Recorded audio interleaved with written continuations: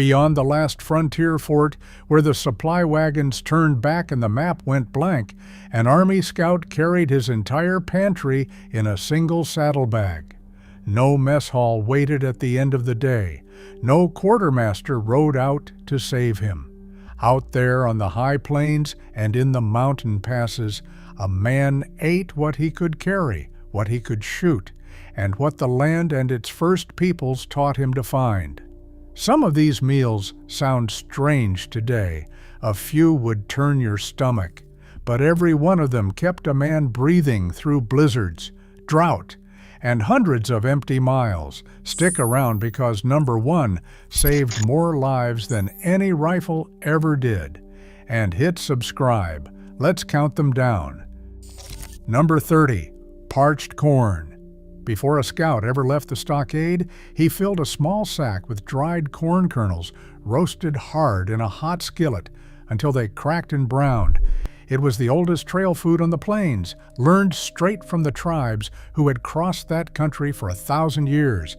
A handful weighed almost nothing, never spoiled, and could be chewed raw in the saddle or dropped into a tin of boiling water to swell soft. Cavalry records from the 1860s note scouts carrying 2 or 3 pounds at a time, enough to march a week on.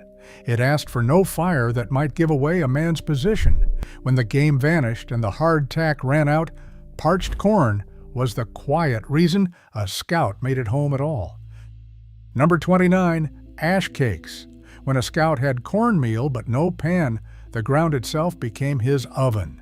He mixed meal with a little water and a pinch of salt, patted it into a flat cake, and buried it right in the hot ashes and coals of the campfire.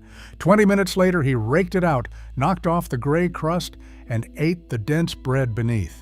Frontier diaries describe the ash cake as homely and gritty, but warm in the hand on a freezing night when nothing else was. It needed no skillet, no grease, no skill beyond patience. Old scouts swore the faint smoke and ash flavor was part of its charm. For a man traveling light and fast, ash cakes turned a fistful of meal into supper with nothing but a fire and the dirt underfoot. Number 28, corn dodgers. The corn dodger was the workhorse bread of the frontier march. A scout stirred cornmeal, salt, and hot water into a stiff paste, shaped it into small hard ovals with his hands, and fried or baked them until the outside turned to armor. They came out heavy as river stones and nearly as durable, which was exactly the point. A dodger could ride in a saddlebag for days without molding and still fill a hungry man. Soldiers joked that a stale one could stop a bullet or break a tooth, and they weren't entirely joking. Softened in coffee or bacon grease, they turned tender enough to eat. Cheap and reliable, the humble corn dodger fed more scouts across more empty country than any fancier bread ever could. Number 27, cornmeal mush and fried mush. On the coldest mornings, a scout wanted something hot in his gut before he faced the wind, and mush answered. He stirred cornmeal slowly into salted boiling water until it thickened into a steaming porridge, then ate it straight from the pot, sometimes sweetened with a trickle of molasses. But the real trick came the next day. Leftover mush poured into a tin and left overnight, set firm as a brick in the cold. In the morning, he sliced it and fried the slabs in pork grease until the edges crisped golden. 2 meals from one pot, nothing wasted. Frontier journals mention fried mush as a small luxury, proof that even out past the last fort, a man could still eat like he was somewhere civilized. Number 26, Kush. Kush was the scout's answer to the question of what to do with hardtack too stale to bite. He crumbled the crackers into a skillet slick with bacon fat, poured in a little water, and stirred the mess over the fire until it swelled into a soft, salty hash. Some men added crumbled cornbread, a handful of parched corn, or scraps of fried meat if they had them. The result looked like nothing and tasted like survival, but it was hot, filling, and gone in minutes. Borrowed from Southern camp cooking and carried west by veterans, Kush stretched the barest rations into a real meal. On nights when the wind cut through the blankets, a skillet of kush was the difference between misery and morning. Number 25, skilly-gally. Ask any old cavalryman about hardtack, and he'd tell you the only decent way to eat it was fried. Skilly-gally was hardtack soaked soft in water, then dropped into a pan of sizzling pork grease until it browned and crisped at the edges. The soaking drove out the worst of the weevils that so often infested the crackers, and the hot fat gave the bland biscuit real flavor at last. Scouts far from the supply line lived on this dish for weeks at a stretch, since hardtack and salt pork were the two things a man could always carry. It was greasy and heavy, but it stuck to the ribs through a long day's ride. Skilly-gally turned the most hated ration on the frontier into something a hungry man actually looked forward to. Number 24, hardtack pudding. When a scout wanted something that tasted like home, he made hardtack pudding, and it was almost a small miracle.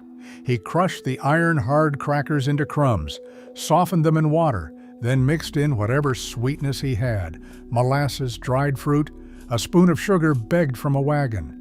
Cooked slowly in a tin over low coals, the whole mess set into a dense, warm pudding that carried just enough sweetness to lift a man's spirits.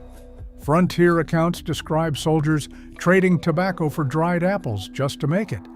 Out past the last fort, sweetness was rarer than powder, and hardtack pudding was the closest thing to dessert the frontier ever offered. Number 23, desiccated vegetables. The Army issued them as dried press cakes of mixed vegetables, and the men renamed them desecrated vegetables, which tells you exactly how they felt. Cabbage, carrots, turnips, and beets were dried and compressed into hard blocks light enough to haul deep into the field. A scout broke off a chunk, dropped it in boiling water, and watched it bloom back into a thin, colorless stew that smelled of little and tasted of less. But the men who mocked it also ate it, because those dried vegetables carried something the plains rarely gave: the faint protection against scurvy that meat and hardtack alone could not provide. Ugly and endlessly ridiculed, the desiccated vegetable cake quietly kept teeth in men's heads on marches that would otherwise have broken them. Number 22, dried apples. A sack of dried apples was one of the most prized things a scout could carry, and everyone knew it. Sliced thin and dried until leathery, the apples weighed almost nothing, yet held the taste of an orchard back east. Soaked overnight, they plumped back up sweet and soft, ready to be stewed with a little sugar, folded into hardtack pudding, or simply chewed on the trail like candy. Quartermaster ledgers list dried fruit as a small but steady issue, and the men guarded their share jealously. In a diet of grease, salt, and grit, that flash of tart sweetness was almost medicinal. Frontier diaries record scouts rationing their apples one slice a day to make the pleasure last, each one a memory of home. Number 21, molasses. That dark, sticky tin of molasses was the sweetness the frontier ran on. A scout drizzled it over mush, stirred it into coffee, sopped it up with cornbread, or ate it straight off a spoon when his spirits sank low. Sugar was scarce and heavy and costly, but molasses came cheap by the barrel and traveled well, so it became the standard sweetener from the forts clear out to the last camp. Beyond flavor, it carried real fuel, quick energy a cold, worn-out man could feel within minutes. Old soldiers spoke of a spoon of molasses the way they spoke of a swallow of whiskey, as something that put the heart back in you, the one sweet comfort a scout could always count on. Number 20, slumgullion stew. Slumgullion was less a recipe than a philosophy: throw everything you have in one pot and boil it until it's food. A scout might start with a little salt pork, add water, then toss in hardtack crumbs, parched corn, a scrap of game, a handful of desiccated vegetables, whatever the day had provided. The result was a thin, murky stew that no two men made the same way. and the name itself became Army slang for any watery mystery meal.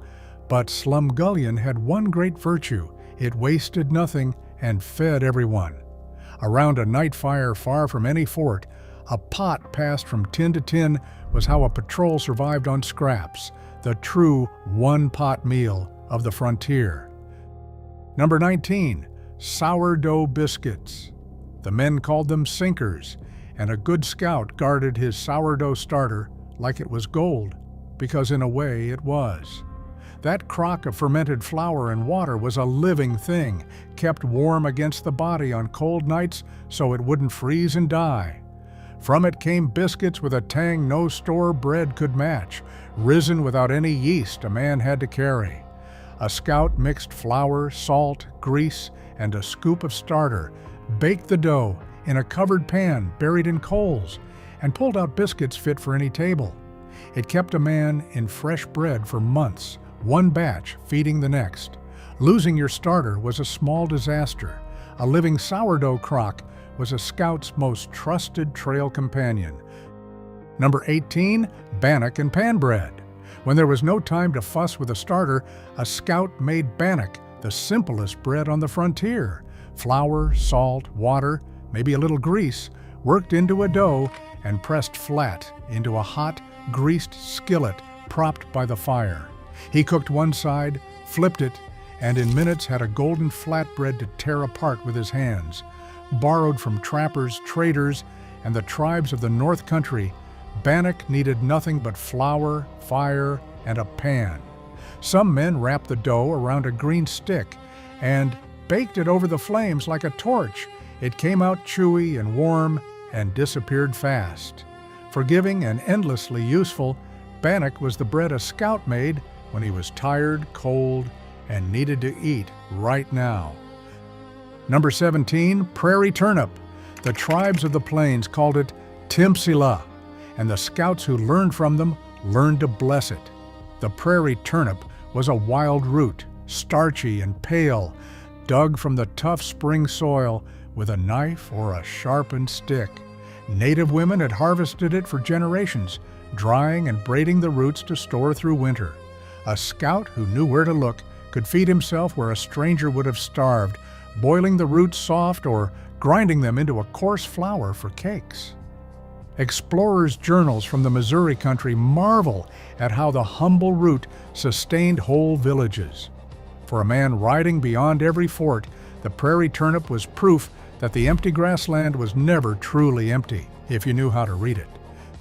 Number 16, wild onions and prairie greens.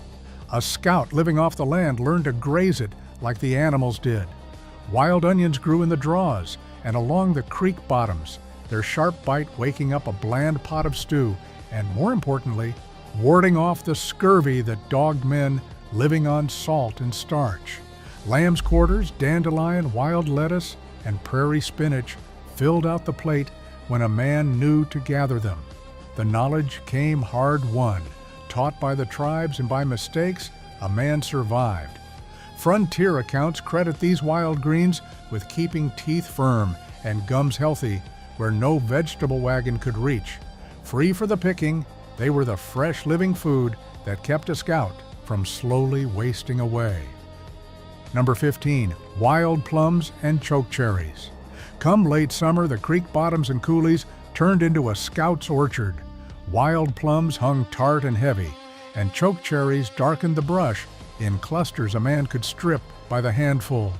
He ate them fresh until his mouth puckered, then dried the rest into hard little cakes to carry through the lean months ahead.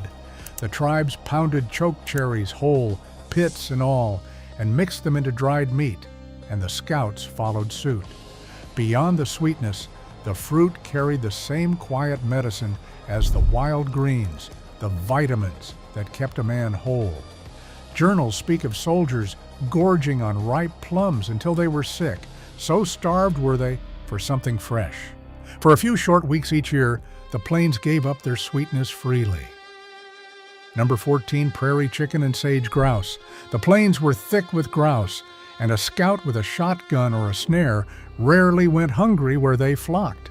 The prairie chicken and its cousin, the sage grouse, drummed and strutted across the open country in numbers that darkened the grass, and a single good morning could put several birds in the bag. Plucked, gutted, and roasted on a green stick over the coals, the meat came off rich and dark, a welcome change from endless salt pork. The sage grouse could taste bitter, so scouts learned to stew it slow with wild onion to mellow the flavor. Frontier diaries celebrate a fat prairie chicken the way a starving man celebrates a feast. Where the grouse gathered, a scout ate like a king. Number 13, jackrabbit. Long-legged and everywhere, the jackrabbit was the fallback meat of the whole frontier. When the big game had moved on and the birds had flown, a scout could almost always scare up a rabbit dropped with a rifle, a shotgun, or a well-set snare across a run. He skinned it in seconds, spitted it over the fire, or cut it into a pot for stew with whatever else the day had offered. The meat ran lean, so lean that old-timers warned a man could starve eating nothing but rabbit, his body craving the fat it couldn't provide, so the wise scout cooked his in bacon grease. Common, quick, and reliable, the humble jackrabbit filled the pot on 1,000 nights when nothing grander showed itself. Number 12, antelope. Out on the high plains, the pronghorn antelope was the scout's most graceful quarry and one of his finest meals. Fast as the wind and sharp-eyed, the antelope tested a hunter's patience and skill, but the reward was worth the crawl. The meat ran lean and clean, best cooked fast over a hot fire so it didn't turn tough and dry. A single antelope could feed a small patrol for days, the extra slice thin and dried into strips for the trail. Frontier journals describe the animal drifting across the grass in herds that seemed endless. For a scout who had lived too long on salt pork and hardtack, fresh roasted antelope was a reminder of just how well the empty country could feed a man who knew how to take it. Number 11, wild turkey. In the timbered river bottoms and along the wooded creeks, the wild turkey was a prize worth a long, careful stalk. Big, wary, and heavy with meat, a single bird could feed a whole camp, and the men knew it. A scout roasted the turkey slow over the coals, saving the rich fat to grease his skillet for days after. The dark meat carried a depth that lean plains game never had. Frontier accounts describe flocks so large they broke the branches they roosted on.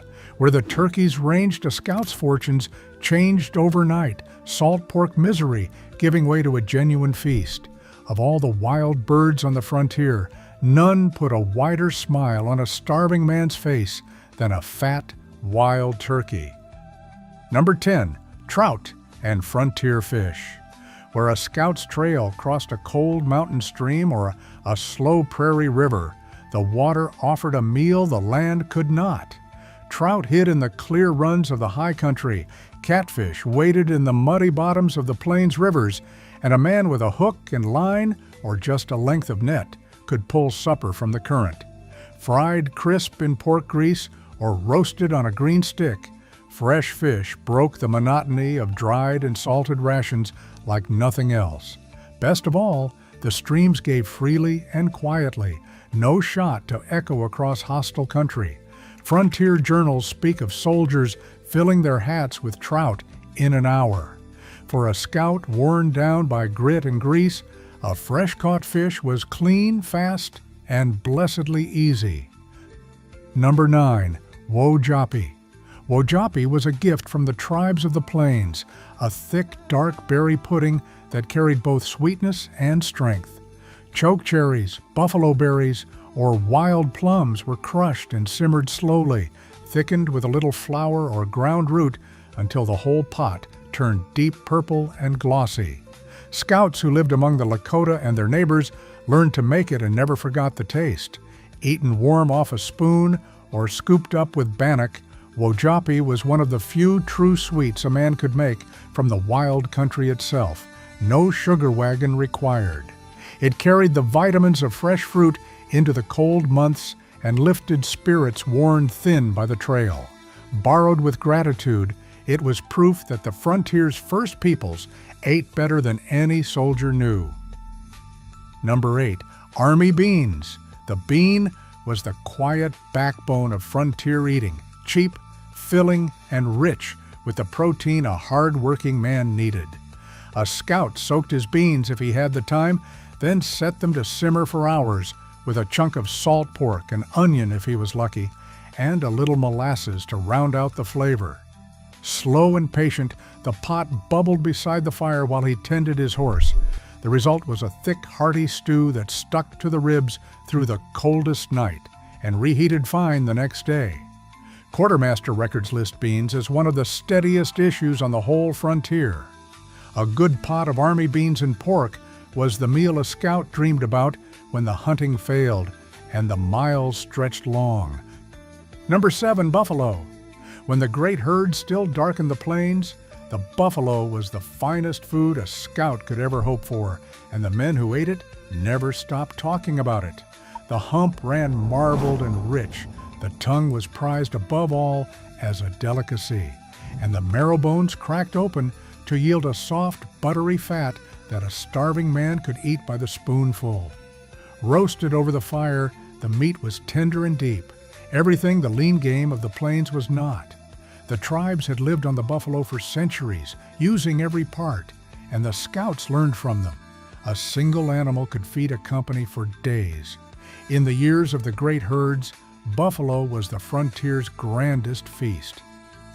Number 6, salt horse. The men called it salt horse, the barrels of salt beef the Army shipped west. And the name was half a joke and half a complaint. Beef packed in brine so heavy it had to be soaked for hours just to be edible. Salt horse was tough, oversalted, and sometimes turned before it reached the field. But it kept for months without spoiling, and out past the last fort, that mattered more than taste.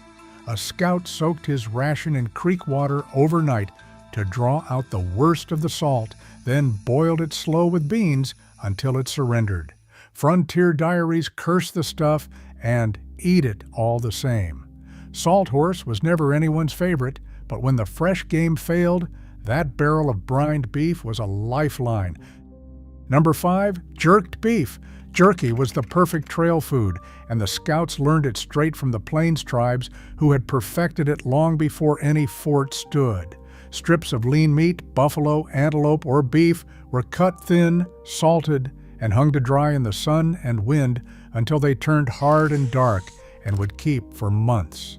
Light, compact, and nearly weightless, a pouch of jerky rode easy in a saddlebag and never spoiled. A scout chewed it raw as he rode, or dropped it into a pot to soften into a quick stew. Pound for pound, it carried more life-saving nourishment than almost anything a man could pack. When every other food ran out, jerky was often the last thing standing between a scout and starvation. Number 4, coffee. Ask a frontier scout what he could not live without, and more often than not, he would say coffee before he said bread. The men received green beans they had to roast themselves in a skillet, then crush with a rifle butt or a rock before boiling the ground straight in a blackened tin over the coals. The result was bitter, gritty, and strong enough to stand a spoon in, and the scouts loved every drop.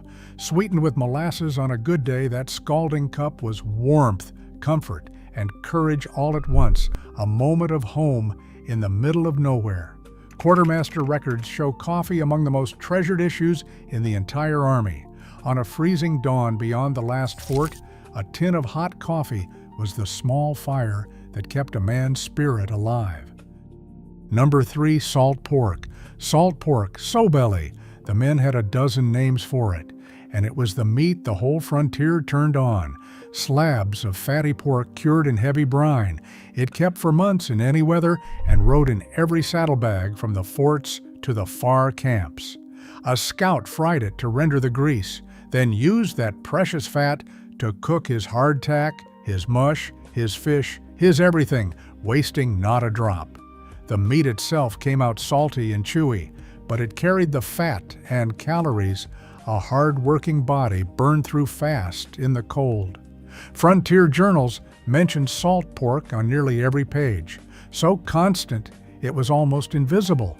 Bland, greasy, and eternal, Sobelly was the one meat a scout could always count on when everything else failed him. Number 2, hardtack. No food defined the frontier soldier like hardtack, the hard flour and water cracker the men both cursed and depended on.